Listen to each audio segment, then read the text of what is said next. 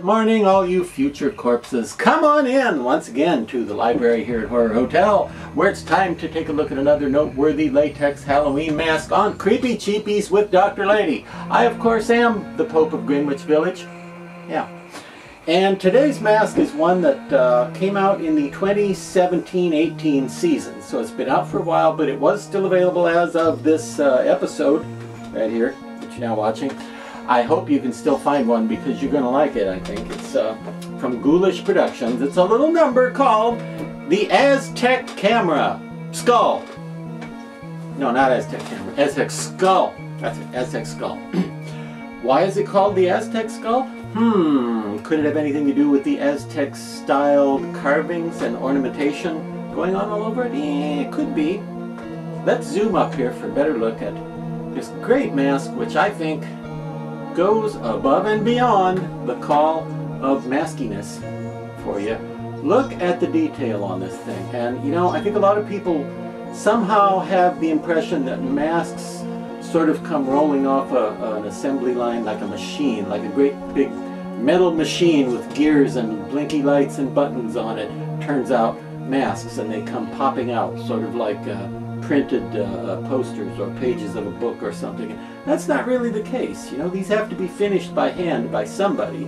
However simplified or however quickly it has to be done, somebody, even though they may be employing shortcuts like stencils or something like that in some cases, these still get finished by people, by human beings. They're hand finished. And the paint on this one, holy cow. Okay, I have not done anything to augment this or make it more detailed. I have not added anything to it or done anything at all to it. And by the way, how do we know it's a Ghoulish Productions one? Well, for one thing, there's a great gigantic tag on there that says Ghoulish Productions. But if you miss that, if yours was eaten by your dog or something, so it's not on there, if you look on the back here, you could see not only the Ghoulish Productions trademark. Can you see that? Have I got that positioned correctly so that shows up right there?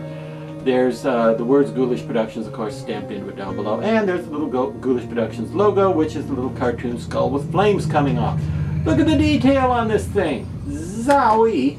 This is just a fine work of art. It has the black net mesh fabric in the eyes, like in the style of the Scream ghost face masks, things like that, so that if you actually wear it as a mask, people can't see your eyes back in there, and you don't need black eye makeup or anything. You're just good to go. But look at the level of detailing on this, and it really creates a different look, whether or not you collect skulls, reapers, skeletons, zombies, dead people, or sort of mystical, folkloric. You know, to me it sort of suggests something outside the usual Grim Reaper icons and stereotypes. It's a very it's a very Aztec or Mexican or possibly someplace South American look to the art and the carvings that you see here. Look at this thing! Holy moly! Am I right? Yeah, he says I'm right. And having a sort of exotic look as it does, I would say, and I'm, you know what? I'm going to just improvise. I'm going to try this here. I should have probably put more stuffing in. I'm going to see how this looks. I think this would look great just as designed for a prop. Let's see what happens if we stuff the bib in there. All right, how would that look if you just had that on a shelf in your haunted library or your mad scientist's crypt or something? It just looks like an ancient artifact from some weird expedition. Maybe the one that unearthed the Aztec mummy. Maybe. But what a cool thing. Now, in addition to, I think that worked pretty well for just stuffing it up in the, don't you think? Yeah.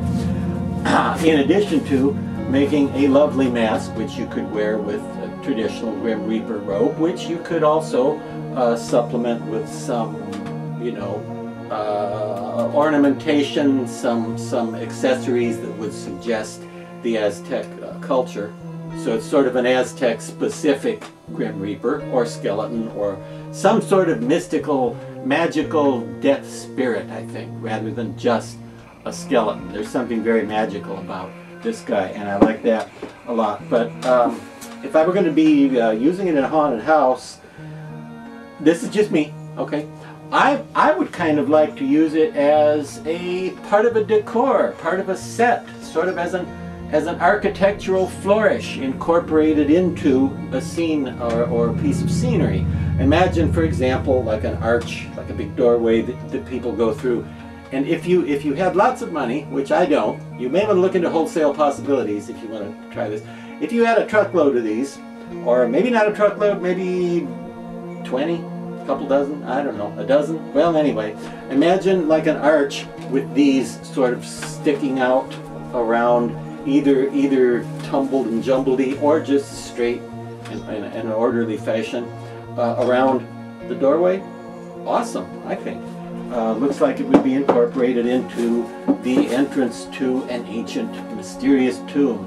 And of course, if I were going to do that, I would probably try to either foam fill the masks or fill them with, you know, cement or plaster, or lots of little pieces of Gorilla Tape stuck all over the inside. Something to make it more rigid, make it more solid, so it's not like a rubber mask. So if I were going to work it into a wall of a tomb or other spooky set, like a tomb.